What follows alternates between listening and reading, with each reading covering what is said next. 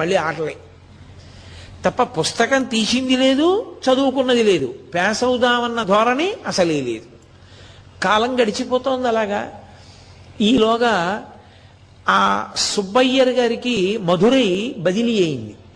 కాబట్టి ఈ ఇద్దరు పిల్లల్ని, తన కొడుకుని, భార్యని తీసుకుని సుబ్బయ్యర్ గారు మధురై వచ్చేశారు. ఈ వచ్చేసిన తర్వాత ఒక హఠాత్ సంఘటన ఒకటి జరిగింది. అక్కడ వాళ్ళు మధురైలో ఉన్నటువంటి సమయంలో అకస్మాత్తుగా ఈ వెంకటరమణన్ మరియు నాగస్వామి అనబడేటటువంటి పిల్లల యొక్క తండ్రి అయినటువంటి సుందరయ్యర్ గారు గొప్ప సుస్థి చేసింది.